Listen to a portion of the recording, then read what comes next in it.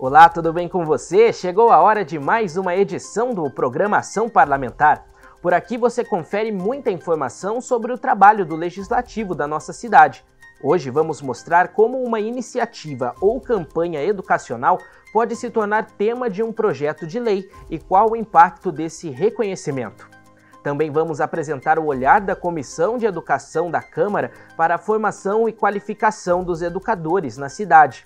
Tem também informações de um projeto de lei que busca criar um curso de redação para os alunos que se preparam para o Enem. E a gente também mostra a história do artista Pedro Américo no nosso quadro Nomes da Cidade. Esse é o nosso Ação Parlamentar, que está começando agora.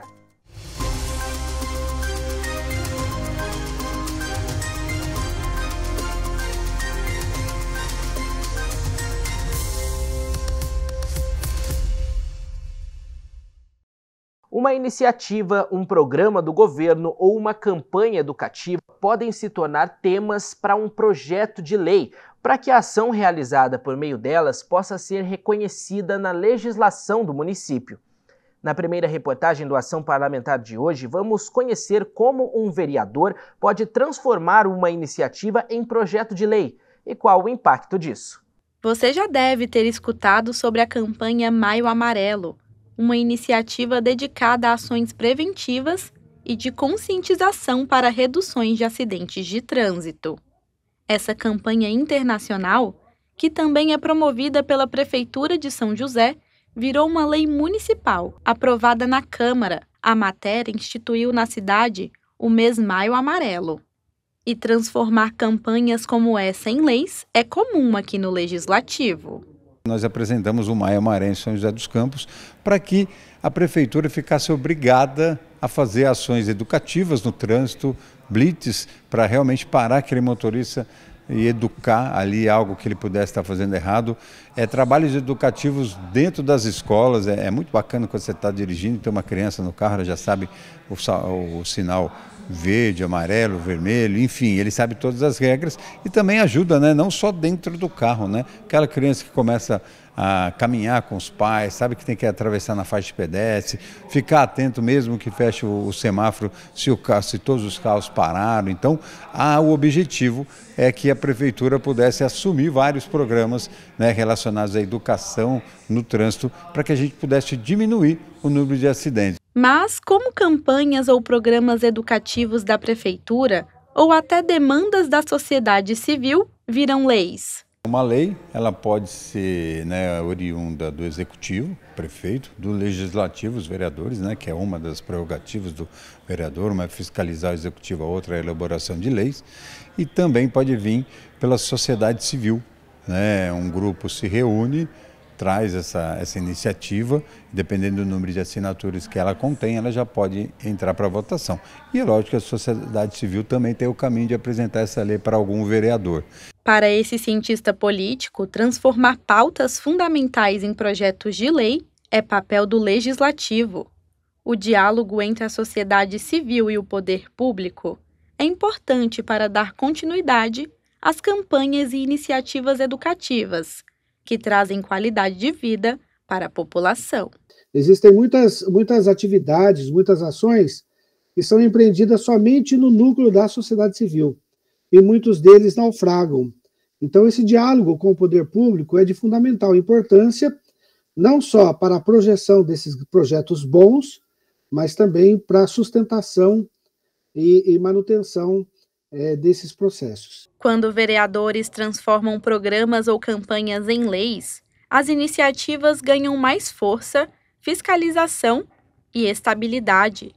Sem essa formalização, a ação pode ser interrompida ou esquecida com a troca de gestão.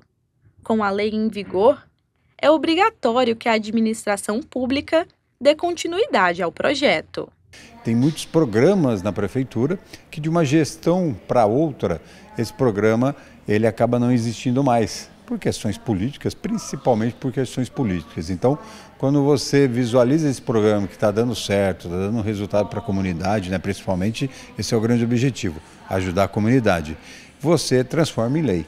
né? Muitos falam, isso já existe, mas como programa que fica muito fácil de algum novo prefeito, de alguma nova administração vir e retirar da grade de atividades da prefeitura. Quando é um projeto de lei, uma lei, né, aprovada, fica mais difícil ele mexer e retirar esse programa que está dando certo para a cidade. Tornar iniciativas leis traz mais valorização e visibilidade às campanhas educativas, programas sociais ou datas de conscientização. E a Câmara Municipal de São José apoia essas iniciativas, indicando e validando ações que merecem fazer parte das políticas públicas oficiais do município.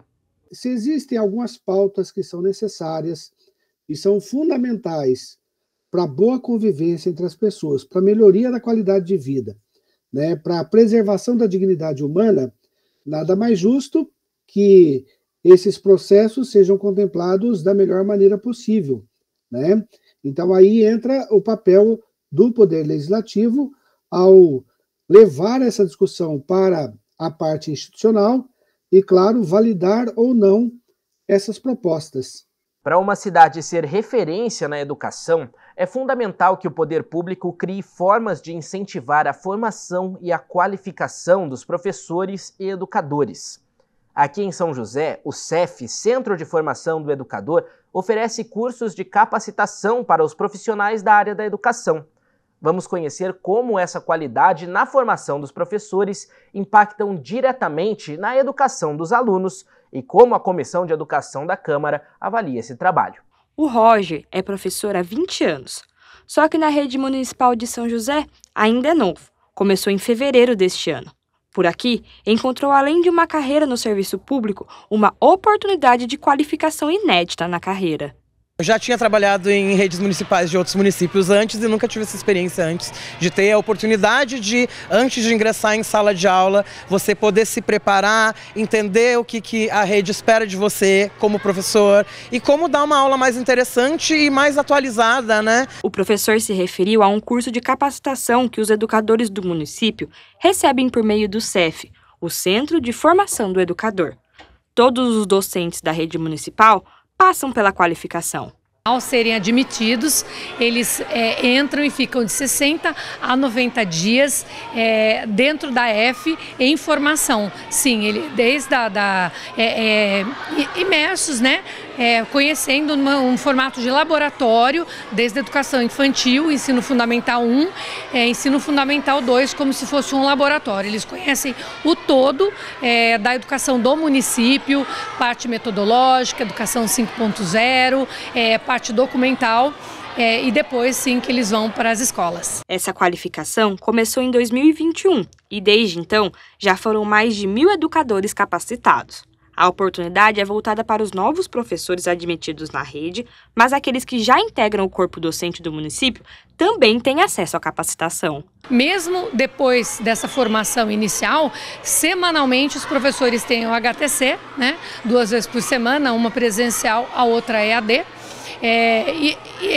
Esse investimento é não só na área dele, mas em temáticas da educação, né?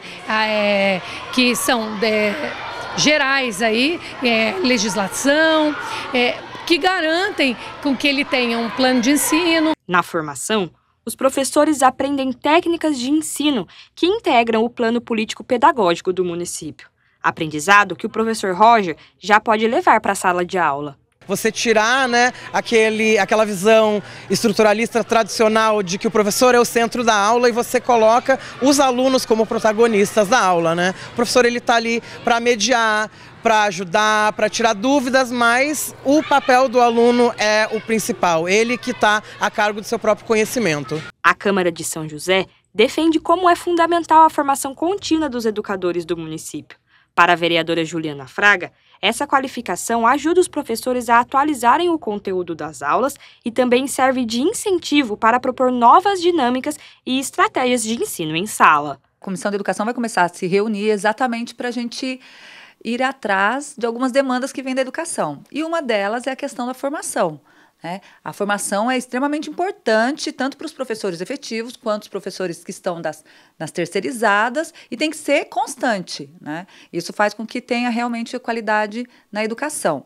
Nesse contexto, o vereador Cláudio Apolinário entende que a Comissão de Educação da Câmara tem um papel muito importante na cobrança por qualificação dos professores da cidade. Nesse caso especial na formação, nós temos um papel crucial, uma vez que a comissão ela faz proposituras e ela também busca as informações para, a partir delas, fazer as proposituras adequadas para que o poder funcione da forma adequada. Segundo os parlamentares, essa formação impacta diretamente na qualidade do ensino e no futuro de São José. Um professor despreparado, ele arrebenta com o futuro da nação.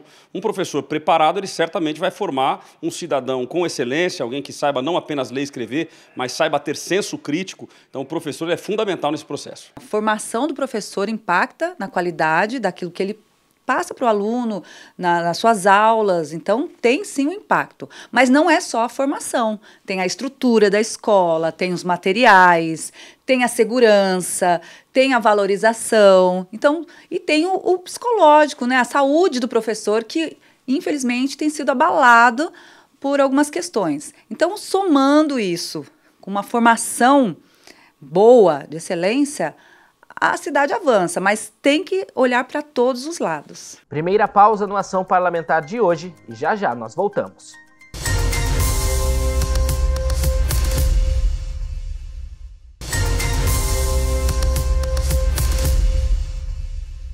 Um projeto em tramitação no Legislativo busca criar um curso gratuito de redação voltado para estudantes do ensino médio que desejam se preparar para o Enem. A matéria foi apresentada pelo vereador Renato Santiago. Maria Isabela, mais conhecida como Mabel, está no 3º ano de cursinho pré-vestibular. Determinada a conquistar uma vaga em medicina, já enfrentou mais de 20 provas e coleciona estratégias para alcançar a nota máxima na redação do Enem.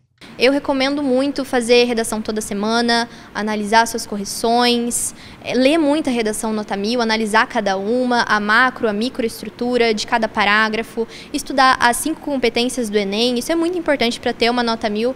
Para alcançar esse feito, para poucos, a Mabel aposta em uma rotina intensa de estudos, incluindo algumas técnicas de aprendizado. Eu estudo muito redação, eu faço redação praticamente toda semana, faço simulados, acompanho, analiso as correções que voltam para mim, isso é muito importante também. Leio muitas redações nota 1000. E que não sonha com uma redação perfeita, um diferencial e tanto para conseguir uma aprovação no Enem. E aqui em São José, alunos das escolas municipais poderão ganhar um incentivo para buscar uma boa nota. A iniciativa vem de um projeto em tramitação na Câmara, de autoria do vereador Renato Santiago, que quer criar na cidade o programa São José Redação Nota 1000. O projeto Redação Nota 1000 é uma ideia de um professor, um profissional, né, da redação, professor de português, um grande amigo, o Aidar, né, que trabalhou comigo no Colégio Inspire, colégio que eu continuo lecionando, e ele teve essa ideia de melhorar a nota dos alunos da sua região. Ele está em Garatá hoje, faz um grande trabalho lá, e me apresentou essa ideia. É um projeto gigantesco, onde os alunos recebem o reforço para a redação, né, tanto para o Enem quanto para os vestibulares. A ideia é melhorar a escrita, né, o português e o desenvolvimento nas dissertações desses alunos. Segundo o projeto, o programa vai atender alunos matriculados na rede pública, mas também jovens em situação de vulnerabilidade. A ideia é oferecer suporte especializado voltado para técnicas de escrita, interpretação e produção de texto, conhecimentos fundamentais para uma boa redação. Dentro dos processos seletivos para as melhores universidades, né, a redação é uma das maiores pontuações. Então, o aluno que vai bem na redação, ele tem uma grande possibilidade de conseguir a vaga numa universidade pública gratuita. Para esta professora especialista em redação, dominar conhecimentos de produção de texto são essenciais para garantir boas notas nos vestibulares. Essa área é considerada uma das mais importantes nas principais provas do país. As aulas desde o começo do ano elas são de infinita importância porque ela realmente dá base para o aluno e levando em conta que as notas a cada ano elas estão vindo mais altas, é muito bom que o aluno não tenha mais o texto como algo extra, e sim como algo essencial que vai ajudar na nota final dele. No Enem é a área que mais vale nota, né? É a única área que você realmente é mais fácil de você chegar até 1000. E para que os alunos consigam se desenvolver na escrita, o projeto, se aprovado, vai permitir a formalização de parcerias para a implementação das aulas e também para disponibilizar material didático próprio. Com isso, o vereador Renato Santiago espera que mais estudantes da rede pública possam garantir uma vaga no Enem e, quem sabe, ser o aluno nota 1000. A gente precisa estar atento na melhoria da condição dos nossos alunos para enfrentar esse desafio das provas, seja do Enem ou dos vestibulares, para que eles possam galgar um futuro melhor. Segunda pausa por aqui e depois do intervalo a gente exibe para você o quadro Nomes da Cidade.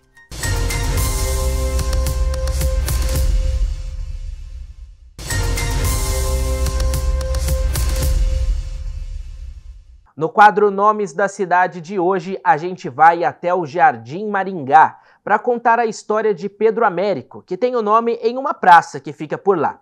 Ele foi um artista importante que nasceu lá na Paraíba e pintou um momento histórico para o nosso país. Provavelmente você já viu esse quadro nos livros de história. Na reportagem você vai descobrir qual é.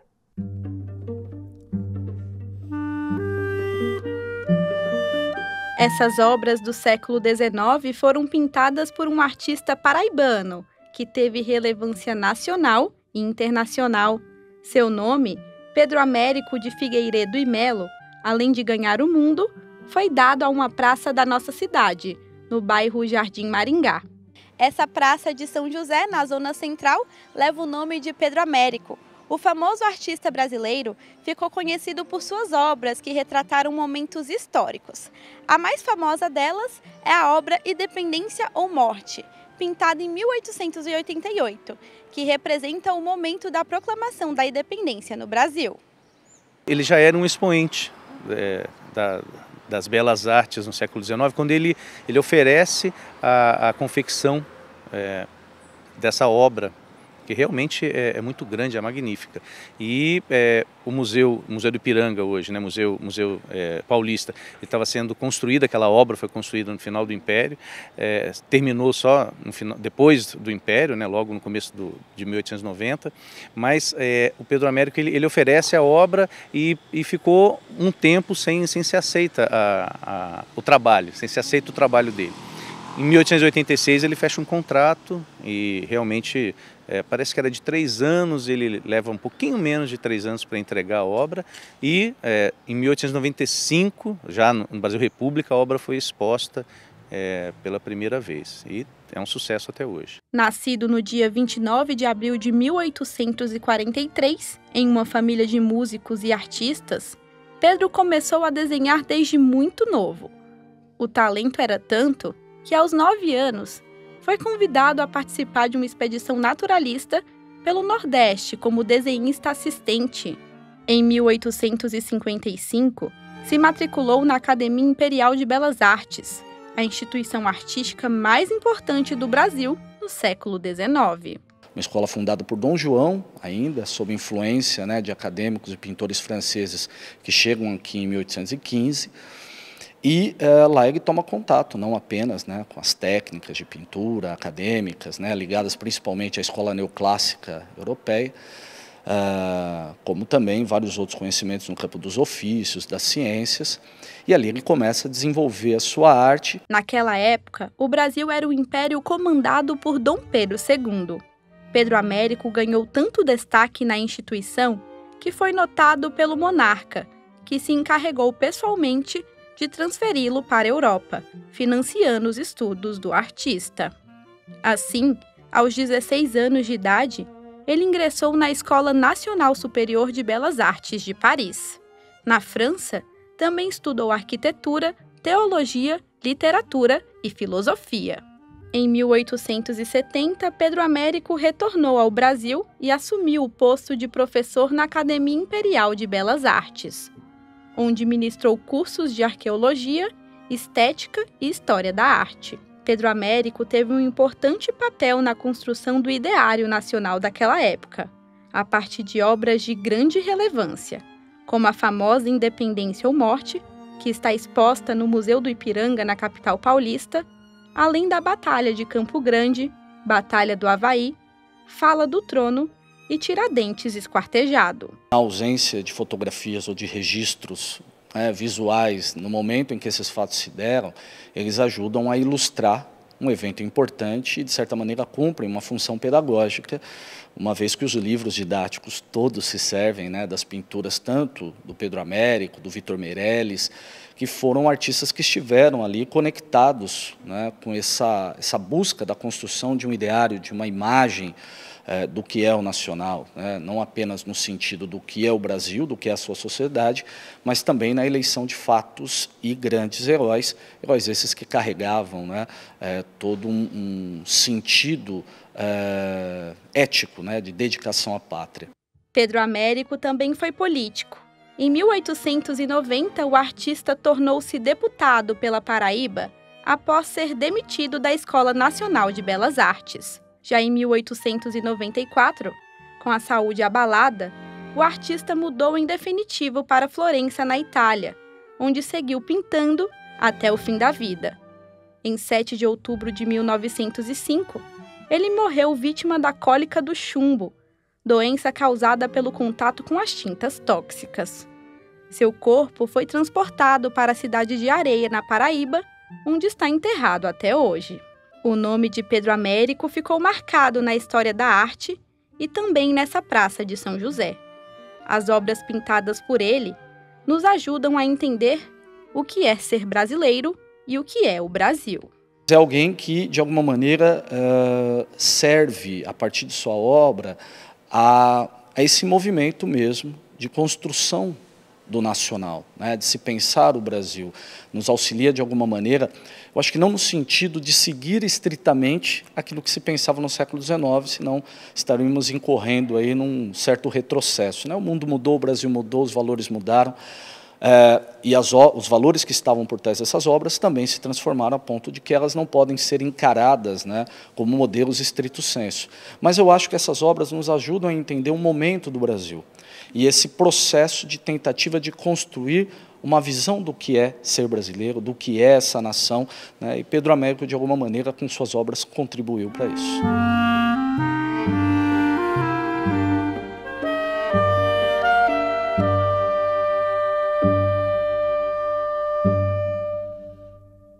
Tá aí a história de Pedro Américo, que pintou Independência ou Morte, momento da proclamação da independência do Brasil.